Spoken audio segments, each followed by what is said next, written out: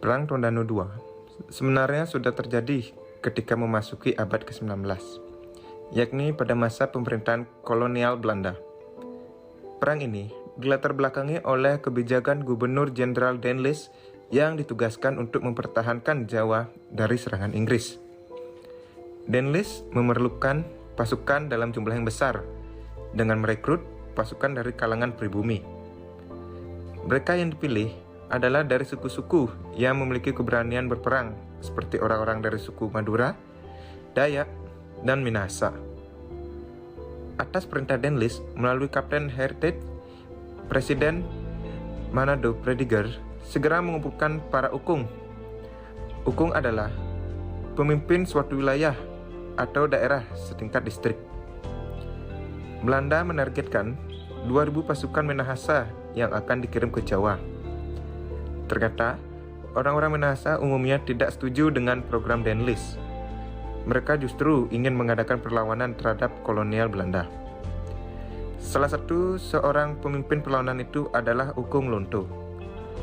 Ia menegaskan, rakyat Minahasa harus melawan kolonial Belanda sebagai bentuk penolakan terhadap program pengiriman 2.000 pasukan pemuda Minahasa ke Jawa, serta menolak kebijakan kolonial yang memaksa agar rakyat menyerahkan beras secara cuma-cuma kepada Belanda.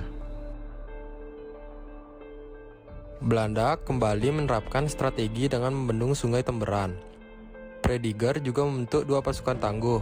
Satu pasukan dipersiapkan untuk menyerang dari Danau Tondano, sedangkan pasukan yang lain menyerang Minawanua dari darat.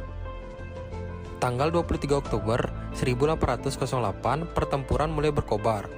Pasukan Belanda yang berpusat di Danau Tondano berhasil melakukan serangan dan merusak pagar bambu berduri yang membatasi danau dan menerobos pertahanan orang-orang Minahasa di Minawanua. Pada pagi hari, tanggal 24 Oktober 1808, pasukan Belanda dari darat membombardir kampung pertahanan Minawanua. Serangan terus dilakukan Belanda sehingga kampung itu seperti tidak ada lagi kehidupan. Saat pasukan Prediger mulai mengendorkan serangannya, mulailah orang Tondano muncul dan menyerang dengan hebatnya, sehingga pasukan Belanda berjatuhan dan terpaksa ditarik mundur. Perang Tondano II berlangsung cukup lama, bahkan sampai Agustus 1809. Dengan kekuatan yang ada, para pejuang Tondano terus memberikan perlawanan, hingga akhirnya pada tanggal 4-5 Agustus 1809, benteng pertahanan Moraya milik para pejuang hancur bersama rakyat yang berusaha mempertahankannya. Para pejuang itu memilih mati daripada menyerah kepada penjajah. I know there's pain in your heart and you're covered in scars.